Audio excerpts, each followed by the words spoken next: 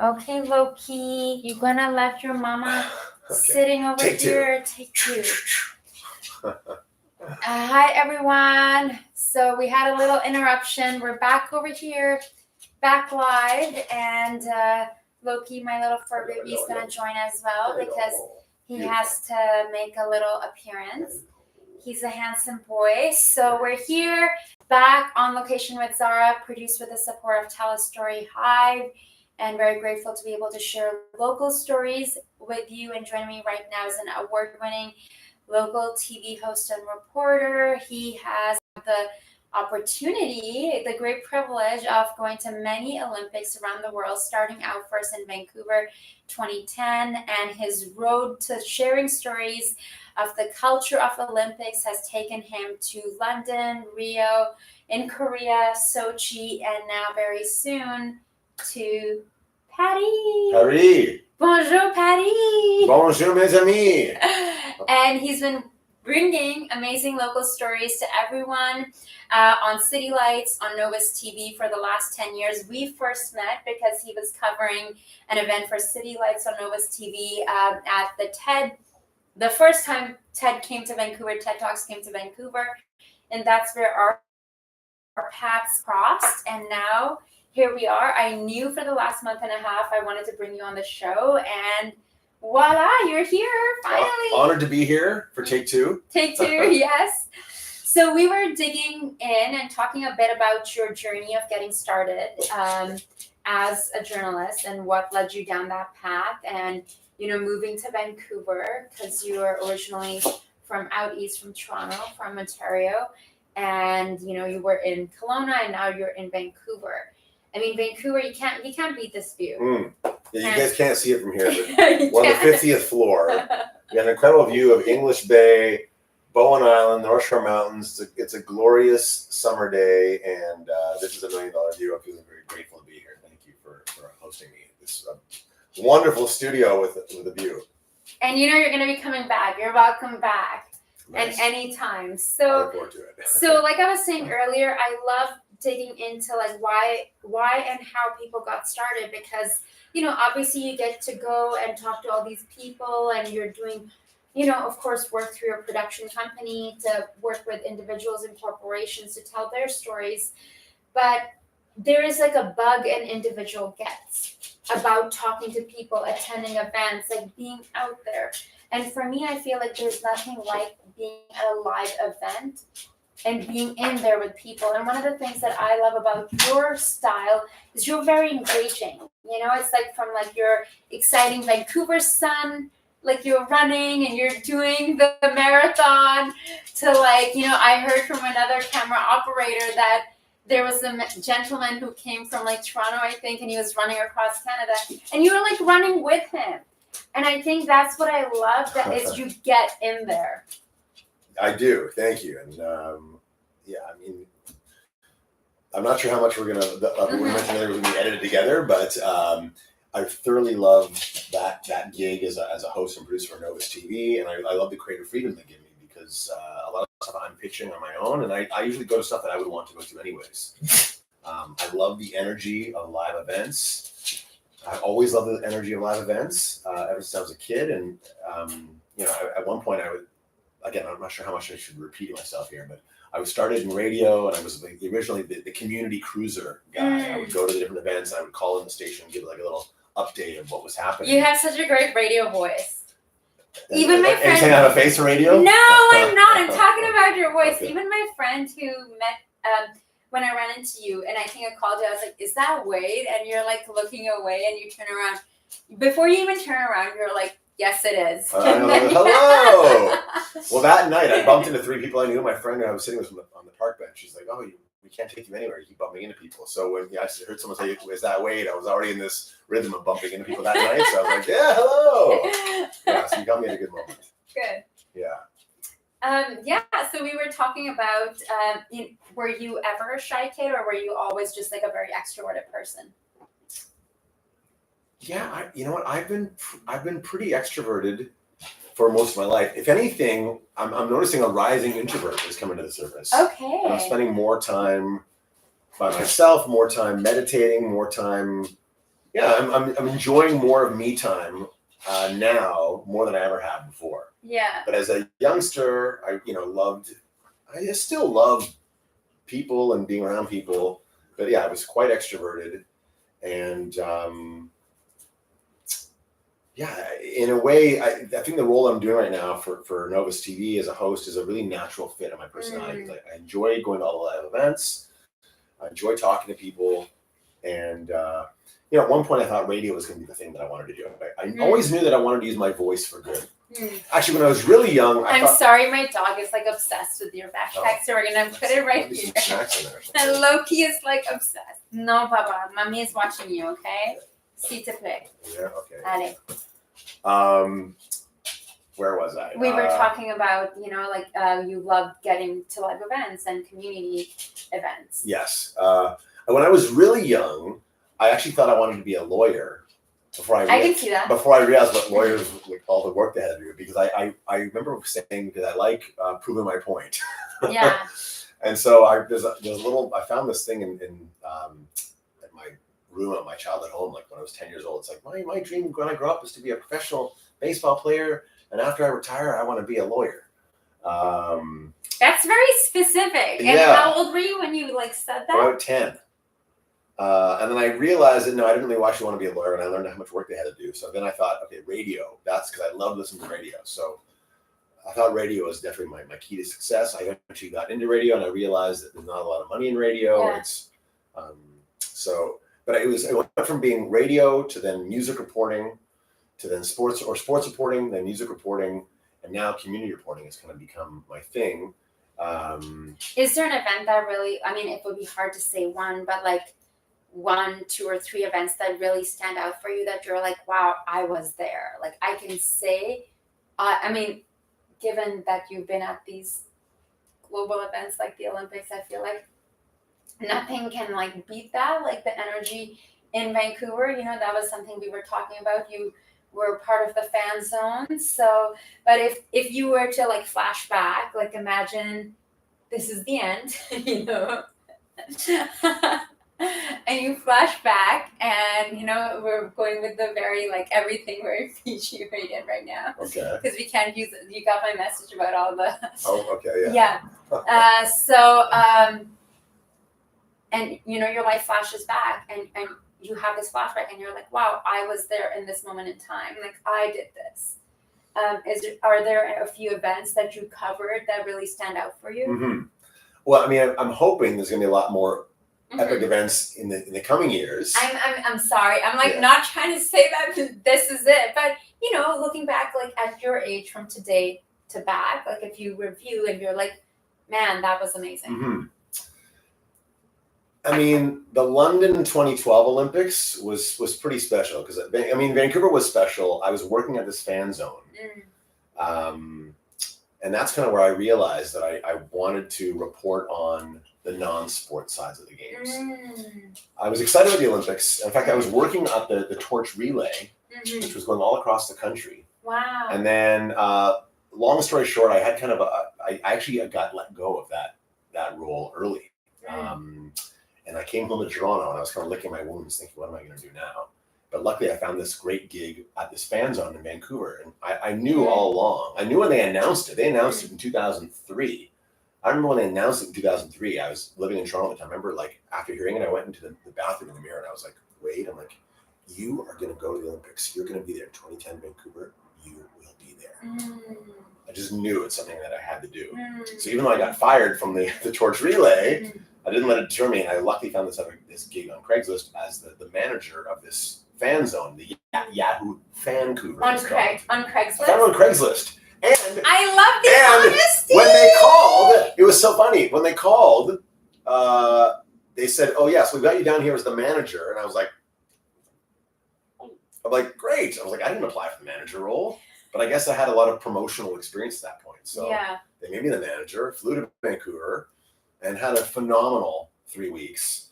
And it was, working in a fan zone, being exposed to every day hundreds, thousands of people from all over the world with so many amazing stories that I was like, I feel like there's something here. Up to this point, the Olympics, I knew it was a big deal, but it was much more focused on the athletes, the sports, and the games.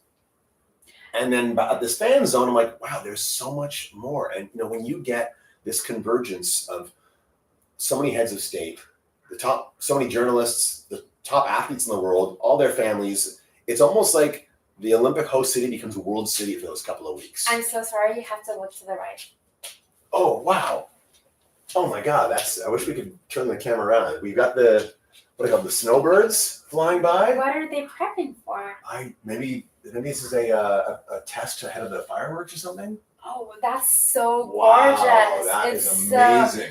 It like matches your shirt. That's true. Wow, your shirt matches I my planned for it. pillows. Yeah. Your shirt matches Wow. my pillows. Divine timing. Yes, it is. Yeah, an Connected. intervention. Honestly, that's so amazing because I remember, amazing, unreal. I remember Olympics in Vancouver. At that point, I moved to Canada in 2000, in February 2000. So this year it's been 24 years since I've been in Canada. And it was quite phenomenal because on the day that I was celebrating 24 years being here, it was in February, I had one of the stars, one of the number one on the call sheet of this new CBC show, Allegiance, her coming and sitting next to me. We had other stars coming to my home, CBC PR, like hair, makeup, like the whole 9 yards. And my camera operator for our show, like he knew like how much it was like nerve-wracking for me because when I first came to Canada, there weren't people like me on television or even in media, like forget about it. And now like 24 years later, there's this South Asian girl who's the number one of a show. And she's a good character, like she's a good cop, the show is called Allegiance. And it made me so emotional because I'm like, times are changing, without sounding so old, but it's like, we're in a different time now. And I'm really proud of the city Vancouver's become. Because when I first got here, the first time I visited Vancouver was 2002, but 2005 is when I first came here for a tour guiding summer. And I remember telling people I was from Toronto, and a lot of people give me this look like, Toronto. And I feel like, I know there's this whole kind of Vancouver-Toronto rivalry, but I feel that the fact that I got those negative reactions was actually indicative of a bit of a small town mentality that Vancouver had. Here we are nearly 20 years later. I'm so proud to see how internationally diverse we are. There's a huge Latin community here. There's a lot of Europeans that are here as well. I mean, of course, tons of Asians, South Asians. But when coming from Toronto, which is one of the most multicultural cities in the world, to Vancouver, and the circles I was hanging in was a little more kind of like just white Canadians. Makes me really proud to see the city that Vancouver has become because, again, I'm coming from a bigger city, loving how beautiful it is here. I didn't want to go back to the hustle and bustle of Toronto, but I did kind of miss Toronto's, I guess, diversity and like intercultural exchange. And I feel here we are nearly 20 years after arriving here.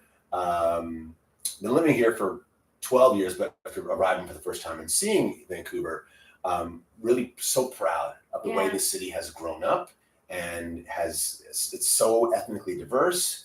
And I'm so proud to call Vancouver home. I really am. I love that. I feel like the show that we've been working together on, it has really, between that and my shows with TELUS, they've really given me just this platform to get rooted here. I feel like for the last 2 years and now more than ever, I was having this conversation with my PM today, and I was saying that I actually like want to be here. And I feel like even before when I moved to Paris, even before that, I was looking to move to Los Angeles or like somewhere in the US. And now I just like love what our city has to offer, like, just like finding my place. And I think it needed like a platform like this and like our other show where, we're going into the community, we're getting in there with people. And, it's like me, I'm like, any festival I go to, I'm like teaching them to like asking them to teach me how to dance or capoeira or like some traditional Greek dance or just something. And sometimes making a fool of myself, because I'm like so not coordinated. Like I didn't really go to dance classes or anything, but it just, your heart just starts opening and exploding a little bit. And you're like, wow, people are amazing. Especially I feel like after COVID, like, and all the the aftermath and fear of being close to people and, going to outdoor festivals or events. And now we're celebrating life again. The world needs more. The world needs more hugs. Yes. And I think that was tough. Like people were masked up and having the elbows. It was like, I don't know. I've always been a very touchy-feely person, so I'm glad the hugs are back. I know. So COVID was tough, and I didn't like necessarily wearing. I was kind of wearing the mask that way around my chin a lot because I wanted to like people to see my smile when I was engaging, and they were like, oh, are you an anti-masker? Like anyways, let's not go there. Thank goodness that is in the past. I hope it stays in the past. Yeah, I had to in film and television. I had to get so many COVID tests to work on shows. Like we won't even talk about it. We did make good money with it, but it's like I remember having some jobs where you couldn't even work if you didn't have certain amount of. Anyways, we won't talk about that. But I want to talk a bit about your Olympics journey because I think that's what I find truly inspiring and profound. And what got to you that you were like, okay, after the 2010 Vancouver Olympics, that I'm going to be this guy who goes and covers the culture of Olympics. And you know what? I'm going to be, because I saw your post and I was telling Johnny this earlier. We were sitting here. Johnny was sitting where I was and I was telling him, I see this guy post on social media and he's like, I'm going to Paris. And I'm like, right away, inside of me, I felt this tinge of jealousy/envy. And when we got on the phone, I told him straight up and I was like, just, I'm a little bit jealous. I used to live in Paris, whatever, but I'm really proud of you too. And literally what I said on my post, I was like, congratulations. It made me go here's a thinker. Here's a guy who thinks big. Here's a guy who's going for the things that he wants. He's not sitting back.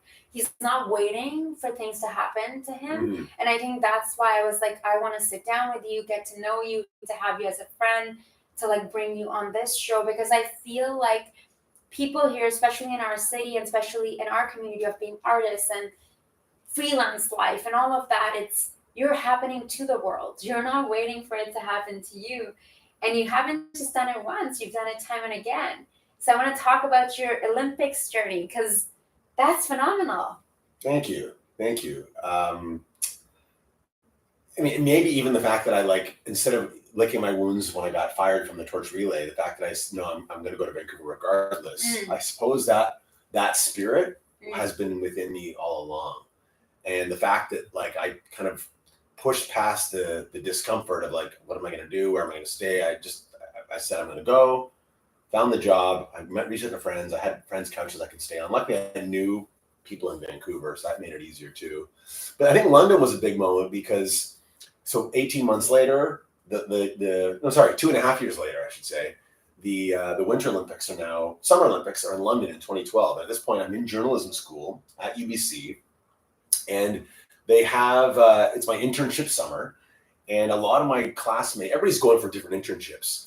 And I actually, I interviewed with Global BC, and they even had a paid internship, and they actually offered me the position. Brilliant. Which was rare. Most of my classmates were only getting just non-paid ones. I had this paid internship opportunity, but instead of me saying yes, I was like, but I really want to go to London. And I was kind of I was caught between this thing I already have or this unknown.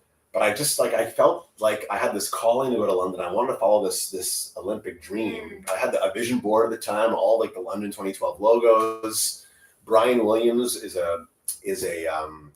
he was the host for years. He was a sports reporter or sports host, and for a long time he was kind of the host, older guy with white hair. This is Brian Williams, CBC, and he would be the one who's and actually this is a great moment. Is I reached out to him. I sent him an email, sort of saying, because I had met him at the Vancouver Games briefly, and I reminded him of that and said, hey, I asked for his advice, and I think he instead of responding to email, he literally called me.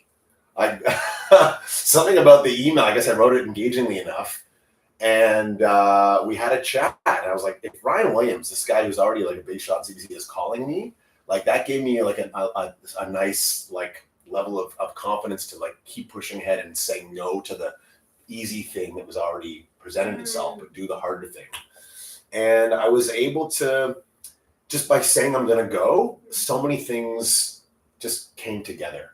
A friend of mine from Australia, because I lived in Australia for a while, she's a TV producer down there. She was inspired to basically fly to London to meet me because she also was planning on some European traveling. Anyway, she thought, well, how about I'll meet you in London. I'll stay on my friends' couches. I knew people in London. I could stay on their couches. So between that, I had couches to stay on. I had my like co-producer, and we just had an amazing time. And the glamorous life. It's funny because I'm like literally trying to do the same thing right now for Paris. well, this is a great.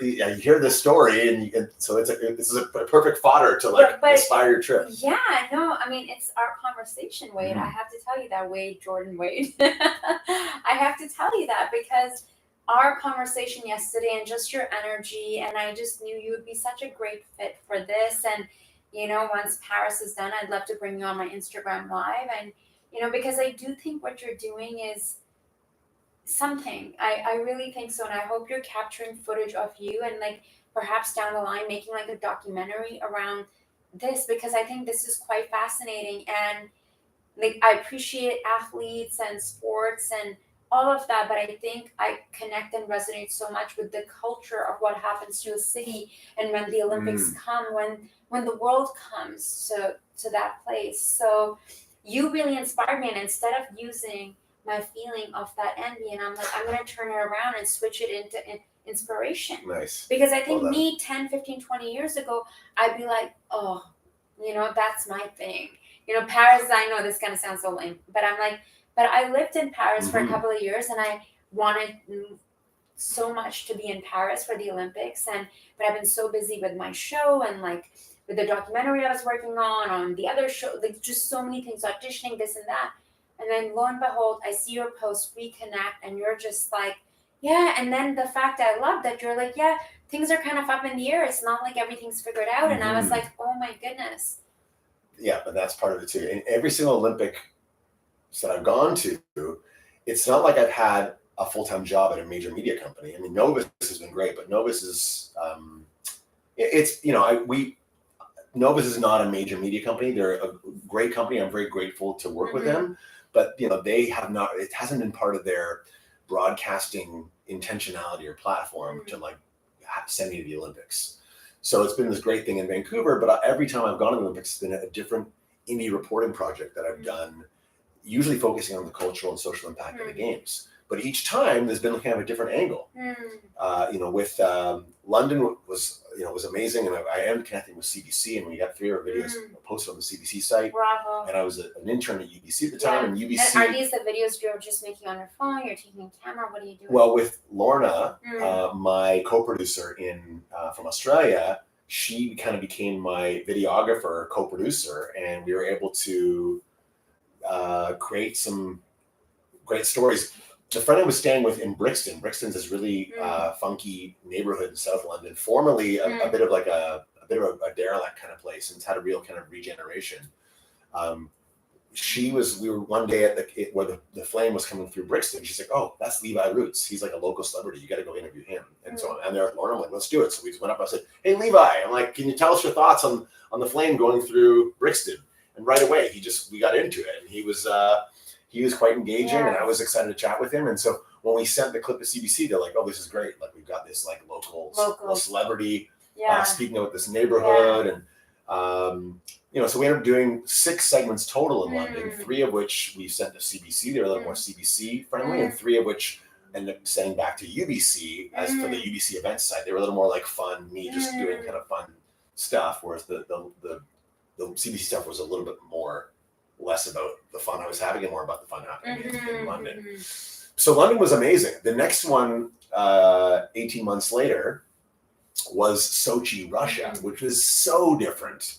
Like London, you know, it was the Queen's Jubilee that year, 2012. Like so much had Queen's Diamond Jubilee, sorry, her 60th year on the throne. It was just like a lot of energy and excitement. There was a lot of optimism. This is years before Brexit was even on the cards. So like London was the place to be in 2012. 18 months later, Vladimir Putin announces this anti-gay propaganda law, also known as the anti-gay law. And I wanted to keep my Olympic streak going and become this Olympic reporter on the cultural and social aspect of the games, but like I don't know anybody in Russia. I don't speak Russian. I reached out to my little CBC contacts. They had a limited roster they could take now. So I ended up doing a crowdfunding campaign. It was quite stressful, but I got very vulnerable, and I made a little video and shared it with my network. And eventually I kind of got over the headiness of it all, and I would just kind of put myself out there and said, I'm going to Sochi is what I need to do to report on what's really happening there. And I was able to raise over $6,000. Thank you again to friends and family that helped send me there and support me there. Yeah, that's truly amazing. And then you've gone to Rio, you've gone to Korea. So then we made a documentary. I came back, worked with a friend, Sonia Resnitsky, and another friend, Kevin. His last name escapes me. I haven't seen Kevin in a while, but we basically, all my footage we turned into an amazing documentary, a 30-minute film that was then made in some film festivals. We had a big premiere in New York at the Montreal Colors Festival. That was exciting, and that happened to be on the same summer as the Summer Olympics were happening in Rio. And so with a different journalism buddy that I went to UBC with, he was really into Brazil. He was there a couple years later for the World Cup, and I said, let's go to Brazil. And so we decided to do a 6-part web series on kind of the counter narrative of the Olympics. It wasn't as controversial as Sochi or as hard to get around, but it wasn't quite as light or as fun as London. But it was still kind of almost the same format as London. Summertime, 6 videos, and then that was great. We shared those videos online, and then again another, I guess 2.5 years later, it was the Winter Olympics in Pyeongchang, Korea, and I went back to UBC. Again, didn't have a full-time media gig at this point, but I went back to UBC and I talked to my old Olympics professor, Patricia Vertinsky. Thank you again for all the inspiration you've given me over the years. And I told her what I was up to, and she pointed me in the direction of some people who were studying about what was happening in Korea, and we ended up working with this PhD student, Liv Yoon, who was writing her thesis about Mount Gariwang, which is this mountain in Korea that they chose as the host for the alpine ski event, but they had to knock down like 50,000 trees in the process to build this essentially a 2-week event. Oh my God. So we decided to kind of pitch her story to do as like a documentary, and UBC, gave us some funding, and we also found a business sponsor, Luna Pads, formerly now known as Isle. We did a little documentary for them. So, and then going into, I think once you make a decision to go, magic begins to happen. that was it. Mountains move, oceans move, things just happen. And I think you're just the type of person who's I have these stories that I need to document. I need to go to these places, and now you're going to Paris. I am, and even as we speak, things are. I have one thing lined up, but I actually don't have accommodation at the moment for the entire time I'm there. I'm staying with one friend for a couple of weeks, for a couple of days, and I've got another person I can stay with for maybe a week. But but I think because I've done it before, and I know that it's easy to listen to what you don't have. But I guess I'm grateful to my past self and friends and coaches and the abundant manifesting power of the universe that has allowed me to tap into just picturing the best possible result and picturing myself there. And I've, many times I'm picturing myself watching the opening ceremonies with the fireworks going off, with everything setting up. I'm with my team. And I remember when I got to that moment in London was I almost felt like I was on ecstasy. Yeah. Whatever that feels like. Yeah. Because I was like, oh my God, here I am with not only my friend Lorna from the TV producer from Australia, but some other friends I knew in London, a friend from Toronto, a friend from Vancouver. We're all hanging out together. And when you're there and the world is there and you see this celebration, it's you're celebrating excellence, the world coming together, community. And the first time ever in Olympics in Paris, this is going to be a free opening ceremony for everyone to witness. Yeah. And it's also one of the most diverse Olympics ever. So this is quite phenomenal. It's very close to my heart because I lived in Paris for 2 years, and I'm hoping to be there, right there with you. So I'm already picturing, we're watching the opening ceremonies. Zara, you're there with me. My buddy Asher, he's there with me. My friend Wendy, who's there, is with me, and a couple of people we've met along the way. We're all there together watching the opening ceremonies, high-fiving, and we're stoked for the next 2 weeks of the magic that awaits. Amazing. Yeah. I'm so excited. Well, that's a great high note to call it because I know you have somewhere to run off to, and we have one more interview to do before the day is over. I know we're going to continue this conversation because there's so much more to dig into, but I'm very excited for your Olympic journey and just everything that you're up to. We were talking a bit about, if you can tell me just off the top of your head, one thing that comes to your mind. When you reflect on all the events that you've covered, one particular event that really stands out. There's so much. It's hard to. My God, like between all the Olympics, like Olympics, only Olympics, or like Novus TV stuff too. Everything. I mean, I started telling this story earlier about the opening ceremonies, so we'll stay on that track. To know that like I had made it to London. Where I was literally in line at the beer tent to get a tray of beers for all my friends that were hanging out waiting for me. Our plan was to watch the opening ceremonies together, and to know that like CBC was going to be calling me to get my like update. We were watching from Hyde Park. It was kind of like they had like an opening ceremonies free viewing in the park, and to know that I've made it to London. It's the opening ceremony is there. And we have different friends from different chapters of my life all together. And like the months of like, should I take the paid internship or go to London? And now like CBC's calling me and like I've got it all set up. Like at that moment, I was like shivering, like again, feeling like I was like on ecstasy while totally sober in the beer line. It was the first beer I was about to get, but I was just like overcome with emotion and joy and exhilaration that like this dream had come true and was even better than I ever imagined. And you're on the right path. Be able to share it with all these other loved ones in different parts of my life, and I definitely felt like I was on the right path at that moment. So it wasn't necessarily a Novus TV or so many events I could share, but like that was a great moment that I think encapsulates my feeling of like the Olympic magic coming true. Yeah, and I feel like that's some of the vibration you're trying to inspire me with because I'm also on my first Olympic journey. Yes, and she's on her way. On my way. She's on her way to Paris, and we will be there, and we will be chatting with you, whoever you are watching from wherever. We'll be chatting with you from Paris. And we'll be live streaming. We need to make sure we have lots of battery packs because we'll be filming a lot. Yes. Jordan Wade. Zara Durrani.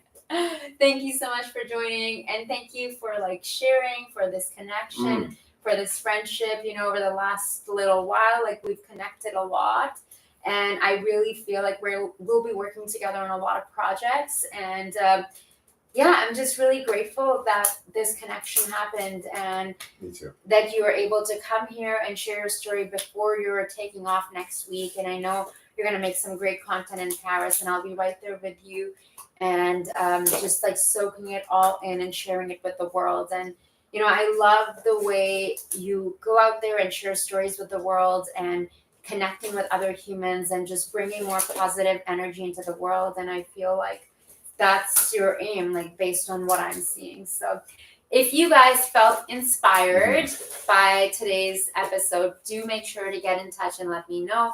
I will share Wade's information so you can follow him on social media. Until next time, I'm your host, Zara Durrani, and you're watching On Location with Zara, produced with the support of TELUS Story Hive, and we'll catch you soon. Merci beaucoup, mes amis. Merci. Bonjour, bonjour. Cheers. Okay. Good stuff. Thank you. I think another person is